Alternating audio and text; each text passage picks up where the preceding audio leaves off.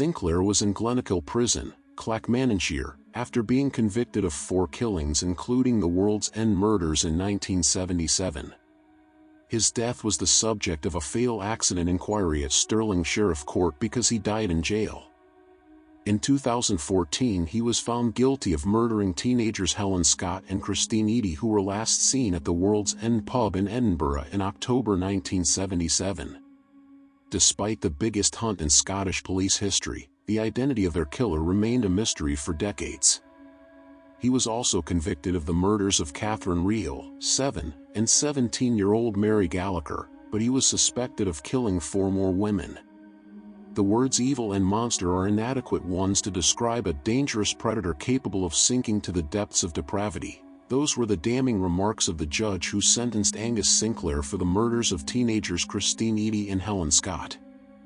It had taken 37 years and a change to Scotland's double jeopardy law before the killer was brought to justice for these 2 deaths. But the Glasgow-born painter and decorator had killed before.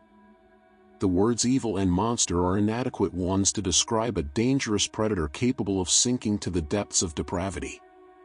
Those were the damning remarks of the judge who sentenced Angus Sinclair for the murders of teenagers Christine Eadie and Helen Scott.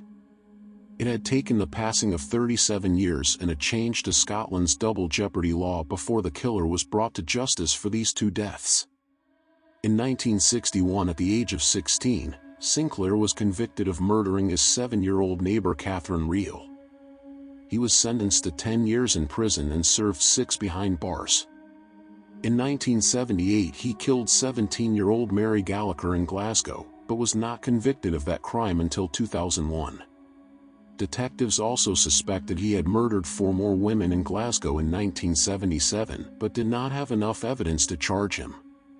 His obsession with sex was evident from an early age. The teenage Sinclair had lured his first victim, Catherine Reehill, into a stairwell before raping and strangling her. The calculated manner in which he disposed of the body and tried to cover his tracks shocked police. He even called the ambulance himself, telling the operator that a wee girl has fallen down the stairs. Despite the dire warning, Sinclair served just 6 years. He was released in his early 20s, took up a trade, got married, and had a son. However, in 1977 there was a spate of murders across central Scotland. 6 young women disappeared after nights out, and were found dumped on deserted farmland or waste ground. 2 of those victims were teenagers Helen Scott and Christine Eadie, who had last been seen at the World's End pub on Edinburgh's Royal Mile. The biggest manhunt in Scottish police history was launched. But it would lead nowhere. At that time, police did not link the killings to another 4 murders which had happened in Glasgow within a few months of each other. Frances Barker, 37, Hilda Macaulay, 36, Agnes Cooney, 23 and Anna Kenny, 20, had been killed and dumped in strikingly similar circumstances. All had been bound and gagged with items of their own clothing. If you like my video, please subscribe to my channel. Thank you.